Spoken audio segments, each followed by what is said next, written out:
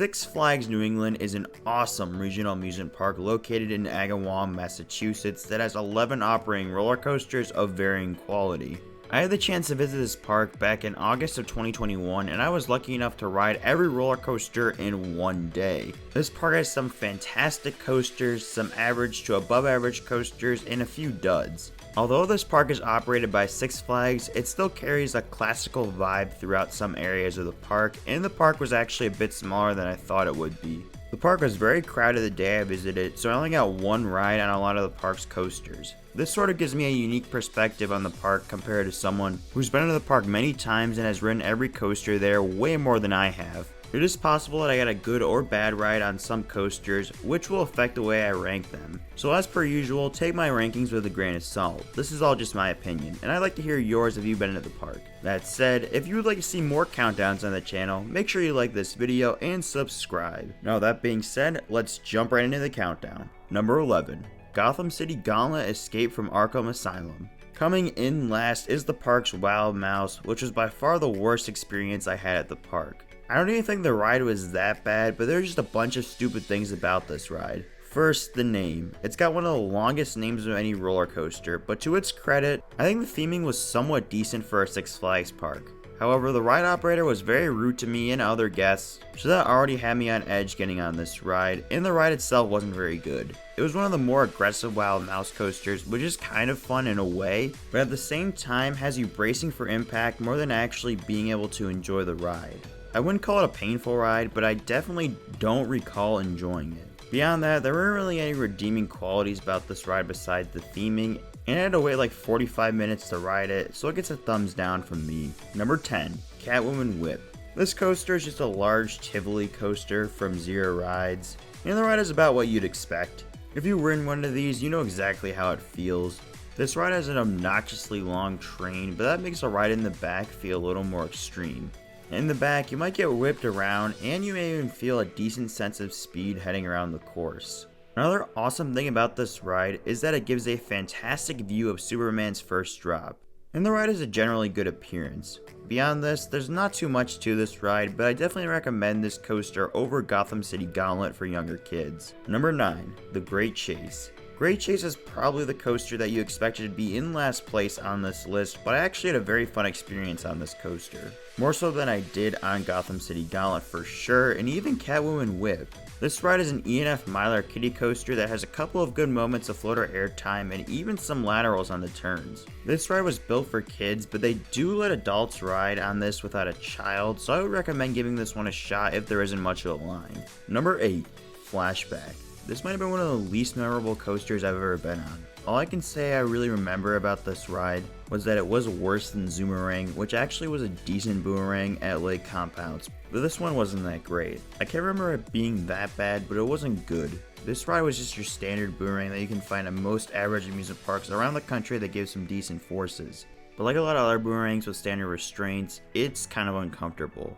Let's move on to something a little more interesting. Number 7. Riddler Revenge. The second of the dynamic Vekoma duo that this park features is the infamous Vekoma SLC model. Surprisingly, this ride is the better of the two due to it having the updated Vekoma vest restraints. This ride used to be called Mine Racer and featured the old headbanging machines, or trains as Vekoma called them, but this park is more well liked by Six Flags than the others, so it got an update. The ride still ran rough and you could feel the train shuffling around, but it was a lot more enjoyable and gave me some appreciation for the forces that the ride throws at you. Unfortunately for this ride, Great Nor'easter at Morey's Piers runs much better than this coaster, so that kind of ruins it for me. Nevertheless, I still would greatly appreciate it if Six Flags would put these trains on Mine Racer at Darien Lake, but that would be some wishful thinking. Number 6. Joker.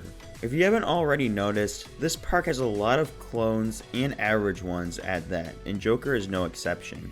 Joker is just your average 40 free spin that I only got 2 flips on, so nothing too insane, but I thought it was fun. I found myself a little more favorable to these rides, but everyone has their own opinion on this model. I think it's cool that you get a different ride experience every time you ride, but it's not like there's a drastic difference between the best and worst possible experience. I did the purple side, which is supposedly the weaker side, so take that as you will. If you get sick easily from flat rides, probably sit this one out, but if you don't, I'd recommend checking it out. Number 5. Pandemonium. Pandemonium isn't anything special on paper, but it still provides a fun, family-friendly experience. This coaster has an adequate amount of spinning so that it's fun, but isn't vomit-inducing, so you won't have a bad experience with this ride, even if you are a little sensitive to spinning. You may even find yourself getting some floater airtime on some of the small hills toward the end of the ride. The layout itself on this coaster is a clone layout, so it's nothing too special, but it's very fun, and I'm excited to try out more of these clones, as I had a really fun time on this. Number 4. Thunderbolt. The only wooden coaster at Six Flags New England is a classic that opened all the way back in 1939 in New York at the World's Fair. And then it was relocated in 1941 to New England. This ride is just a solid wooden coaster. It's pretty smooth, but not to the point where it doesn't feel like an old wooden coaster. You get some airtime throughout the layout, but there's one hill toward the end of the ride that gives some strong ejector airtime.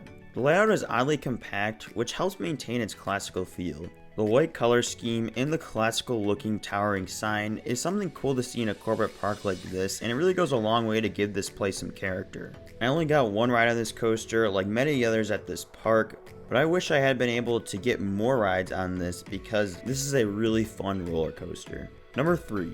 Batman: The Dark Knight. This B&M floorless coaster tends to be rated as one of the weaker of the bunch, but I did not get that vibe at all when riding this coaster. Once again, I only got one ride on this coaster, but Batman sports a smooth, well-executed layout with a sweet color scheme. The zero-G roll on this coaster is probably my favorite element, as B&M always seems to make these so well with the perfect balance of whip and weightlessness. I like the view of the Connecticut River at the top of the coaster as well, and I found this ride just to be an overall enjoyable coaster. My main complaint is I didn't find this coaster to be insanely memorable, but it was still very solid and a staple in the park's lineup. Number 2. Superman: The Ride.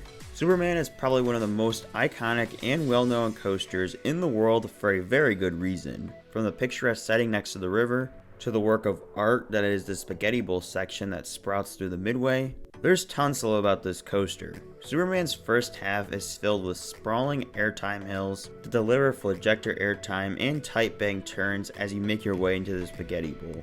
This part of the ride features many ejector hills, helices, and turns as you make your way around the surrounding pathways. This ride was one of Intamin's first great mega coasters, as it provides a good mix of elements while still keeping the layout engaging the entire time. Superman might have one of my favorite layouts of any coaster, and the effort the park puts into keeping this ride looking sharp is a great finishing touch. The only thing keeping this out of the top spot are the U-brick restraints that were put on the coaster as a result of an accident that occurred on the ride. Other than that, Superman is a near perfect roller coaster. Number 1. Wicked Cyclone. How could I not put this ride at number 1? RMC cooked up an absolutely spectacular layout with a very minimal amount of height that they had to work with on this coaster. Wicked Cyclone has a heavenly mix of airtime hills, inversions, and intense big turns that create one of the best ride experiences you can get on a smaller RMC. All 3 inversions are perfectly executed, including the zero-G stall, which is probably my favorite moment of the entire coaster. A common issue that people seem to have with the smaller RMCs is that they think RMC's smaller hills and elements can be a bit uncomfortable and extra. But I didn't feel any of that on this coaster. I thought the pacing was spot on and allowed an optimal amount of time to enjoy each element, even including that third lap that people like to complain about on this coaster. There are just so many elements packed into a small space that's just a flurry of airtime and hang time. This coaster is one of the best roller coasters I've ever ridden, and there's no doubt that it takes my top spot at Six Flags New England. That's how I rank up the roller coasters at Six Flags New England. I think this park overall is a very solid lineup that should offer a coaster for everybody. If you agree or disagree with my rankings of the coasters at this park, make sure to kindly let me know down in the comments below and tell me why you feel that way. If you enjoyed the video and would like to see more countdowns like this, make sure to like the video to let me know and subscribe to the channel. With that said, I'd like to thank you all for watching, and I'll see you all in the next video.